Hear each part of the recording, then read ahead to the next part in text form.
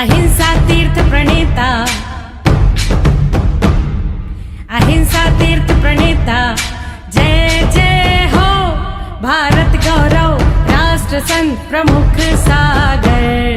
स्वर्णिम स्वर्ण जयंती का अवसर ये महान है, मिलकर हम मनाएंगे गुरुवर देश की शान है प्रमुख सागर।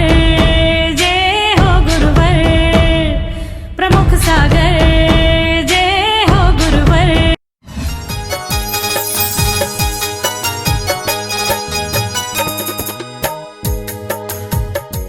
महात्माओं,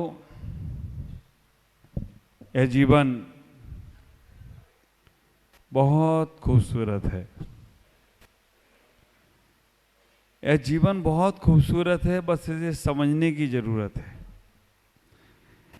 यह जीवन बहुत खूबसूरत है, बस इसे समझने की जरूरत है।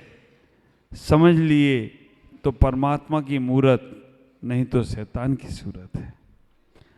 हम इतना ही विचार करके रखें कि हमारी हर श्वास हमें एक विश्वास देकर जाती है, अभी तुम्हारे पास बहुत कुछ है। हर स्वर ईश्वर का परिचय कराकर जाती है। हर आस में विश्वास है। और मैं हमेशा कहता हूं, आस पर आसमान टिका है, आस पर आसमान टिका है, विश्वास पर ये इंसान टिका है। मानो या ना मानो इस हकीकत को मित्रों, हम सबकी श्रद्धा पर हमारा भगवान टिका है। हम सबकी श्रद्धा पर हमारा भगवान टिका है। हमारी जैसी श्रद्धाएं, जैसी आस्थाएं, जैसा हमारा मनोबल होता है, वैसा ही हमारा कार्य होता है। परमात्मा वही है। एक परमात्मा के पास जाता है और उसके सारे काम फतेह हो जाते हैं, और एक परमात्मा के चरणों में जाकर माथा मटका कर, माथा लगा कर, माथा को, मस्तक को जमीन पे खूब ठीक रहा है, कोई काम नहीं होता है। भगवान वही है, लेकिन एक व्यक्ति के काम बनते हैं और एक के नहीं बनते।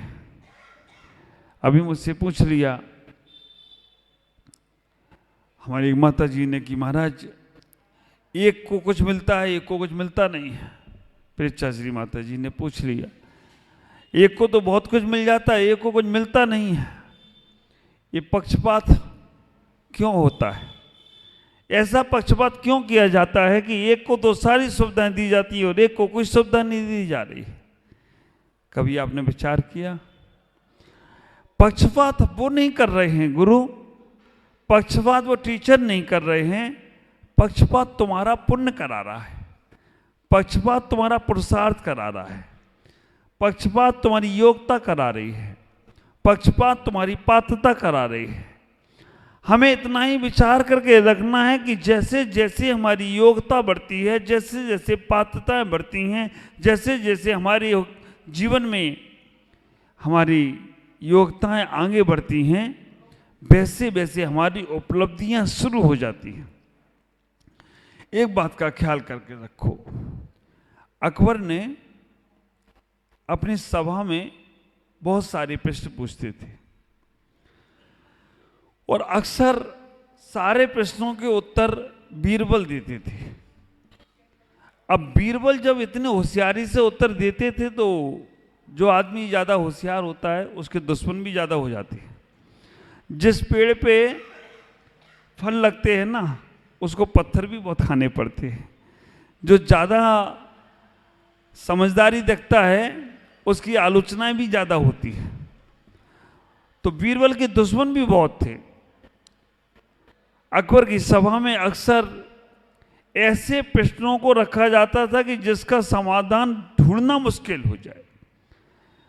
अकबर के मंत्रियों ने, सहपाठियों ने अकबर से कहा, जहां पर ना एक बात प्रश्न पूछो बीरबल से, सभी से पूछो कि हमारे पूरे शरीर में बाल है, ये हाथ में बाल क्यों नहीं?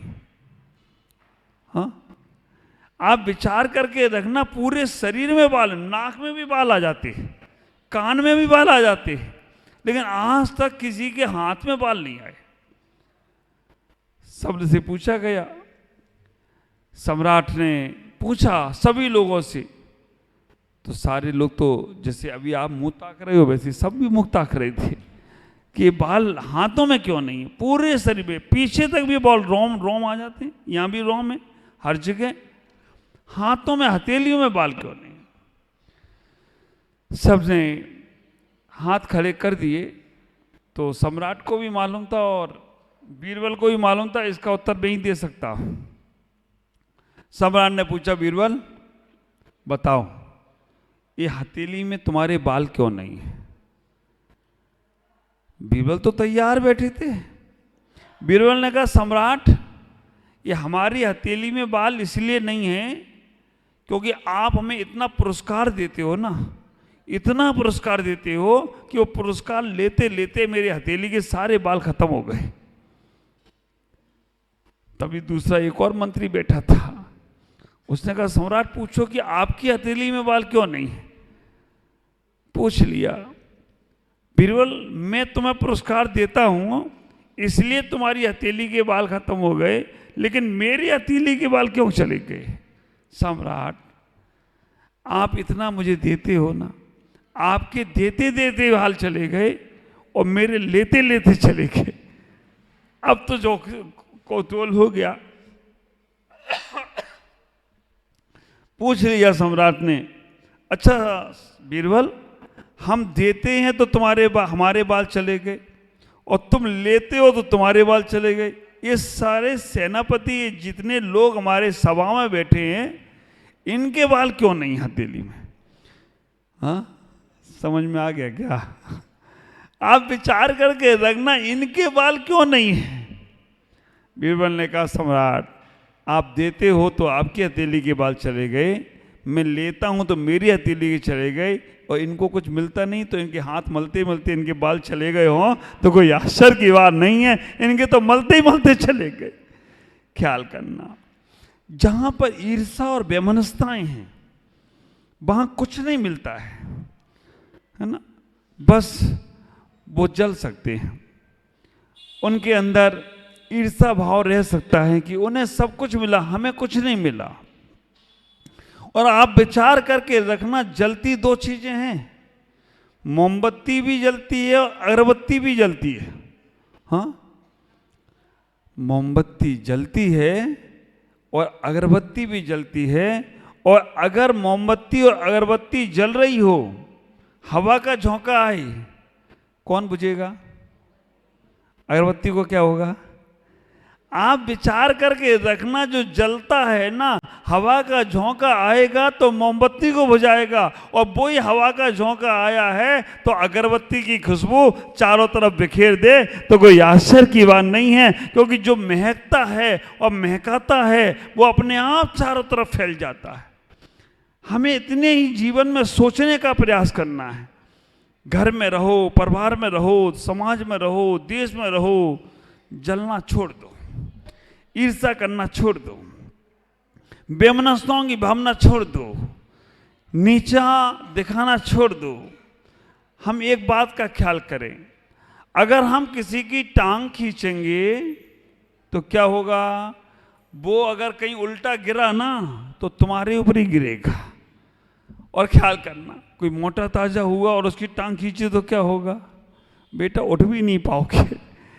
और अगर तुम किसी का हाथ खींचोगे, हाथ खींचा तो वो तुम्हें अपनी गले से लगा ले तो कोई आश्चर्य की बात नहीं होगी। तो मैं इतना कहूंगा कि टांग खींचने की अपेक्षा हाथ खींचना प्रारंभ कर दो। जो पीठ पीछे बोलते हैं वो पीछे रहते हैं, और जो हंसकर मुस्कुराकर बोलते हैं वो हमेशा आगे रहने का प्रयास करते हैं। जीवन में इतना ही सोचना, जो तुम्हें मिला है ना वो उसमें इतना आनंद मनाओ, इसमें इतना खुश रहकर जीने का प्रयास करो कि जिसके पास सब कुछ हो वो भी कहे, यार इसके पास जो है उसमें इतना खुश है, मेरे पास इससे ज्यादा है फिर भी मियाँ जी रोते क्यों? क्योंकि सूरते ही हो। और आप ख्याल करके रखना, दुखी आदमी ने जितने पाप किए हैं ना, सुखी आदमी ने उतने पाप नहीं किए। हंसता मुस्कुराता आदमी पाप नहीं करता है।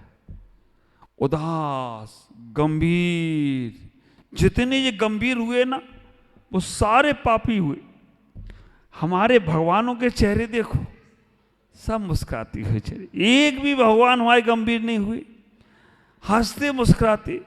अब मेरा संग आप देखो, जो देखो वही हंसता रहता है, जो देखो वही मुस्कुराता रहता है। आप लोगों को लगता है क्या ये महाराज कोई हंसने की क्लास लगाते हैं? आप विचार करके रखना, जब जब तुम्हारे चेहरे पे मुस्कुराहट आती है, आपके चेहरे की 30 सेकंड की मुस्कुराहट आपका फोटो अच्छा खींच देती है ना। फोटो खींचने वाला क्या बोलता है अनिल भाई? Please smile. हाँ, और आजकल तो ज़्यादा कुछ स्पेशल हो गई, बोलते ची।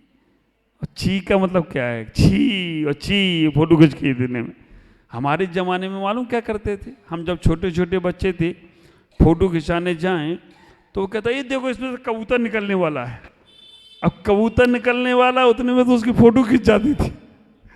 वैसे तो इधर उधर देखेंगे, अब इसके कैमरे के सामने से कबूतर निकलेगा इसमें से, तो कबूतर कहाँ निकला? फोटो खींच के उतनी देर में। आप विचार करके रखो, हमारे जीवन में हम जितना प्रेम से रहने का प्रयास करेंगे, स्नेह से रहने का प्रयास करेंगे, मुस्कुराकर जीवन जीने का प्रयास करेंगे, उतना हमारा जीवन बहुत बहुत पावरफुल होगा। गांधी जी ने कहा कि हंसने वाले व्यक्ति के 50% गम अपने आप कम हो जाते हैं। हंसने वाले व्यक्ति के 50% गम अपने आप कम हो जाते हैं, अपने आप तो दूर हो जाते हैं। डॉक्टर के पास जाओ, अगर डॉक्टर हंसते हुए तुम्हारा इलाज करता है, आपकी आधी बीमारियां अपने आप ही खत्म। और डॉक्टर नाराजगी में देखे ना तो आप बीमार नहीं हो तो बीमार पड़ जाओ। आप विचार करना, सबसे ज्यादा मुस्कुराहट कौन से व्यापारियों के पास होती है? हाँ, पेशेंस सबसे ज्यादा कौन से व्यापारी के पास है? कपड़े वाले पर। कपड़े वाले व्यक्ति को गुस्सा भी आ रही होगी तो भी मुस्कुरा कर देखेगा। साड़ियां खरीदने जाती हैं महिलाएं, एक साड़ी, दो साड़ी, तीन साड़ी, ऐसी ऐसे दिखा उनको, अरे ये तो इतनी सूट कर रही है, पहन के जाओ बिल्कुल ऐश्वर्या राय लगोगी तो। अब विचार करके, अब 60 साल की दादाजी, दादी अम्मा ऐश्वर्या राय लग के लगेगी क्या? लेकिन वो उसे साड़ी बेचना है, सारे थान खोल देगा। सारा सबसे ज्यादा पेशेंस वाला व्यक्ति है तो वही। आप अपने जीवन को इतना व्यवस्थित बनाने का प्रयास करो। तुम्हारा जीवन बहुत खूबसूरत है। ऐसा मानव का जीवन बार बार मिलने वाला नहीं है। बस इसको हम विषाक्त बना देते हैं अपनी ईर्ष्याओं भाव से, अपने छल कपट के भाव से, अपने मन की झूठ प्रवृत्ति से, अपने मन की चाल फरेबी से। एक बात का हमेशा ख्याल करना, चाल फरेबियों से, झूठ बोलने से, मायाचारी करने से थोड़ा सा ही मिलने वाला है, और उसमें भी दुख दुख दुख लगी रहेगी। पोल ना खुल जाए, पोल ना खुल जाए, पोल ना खुल जाए, तो तुम्हारा जो है वो भी तुम्हारे काम का नहीं। और अगर तुम जीवन में साफ सुथरे जीवन को जीते हो, अच्छे जीवन को जीते हो, तो आपको कभी किसी का डर नहीं होगा और कोई अटैक नहीं आने वाला है, कोई तुम्हें बीमारी लगने वाली नहीं है। जीवन में ऐसा जीवन जीने का प्रयास करो। देखो, गुरु सबको एक जैसा देते हैं, पात्रता हमारी जैसी होती है वैसा ही हमें प्राप्त होने वाला है। हम दूसरों की लाइन काटने का प्रयास ना करो। मैं अक्सर उन नेताओं से भी कहता हूं, स्कूल में एक बच्चे से पूछा गया, बच्चों से बहुत सारे कार्यक्रम पूछे जाते हैं, प्रश्न पूछे जाते हैं, कुछ अटपटे भी पूछ लेते हैं। एक टीचर ने पूछ लिया एक बच्चे से, बेटा बताओ, लाइन अगर कोई खींची है, उस लाइन को छोटा करना है, ना मिटाना है ना काटना है, कैसे छोटा किया जाए? हाँ, लाइन लिखी है, लाइन बनी हुई है, उस लाइन को छोटा करना है, ना उस लाइन को मिटाना है और ना लाइन को काटना है। कैसे किया जाए हमारे सब लोगों को मालूम है।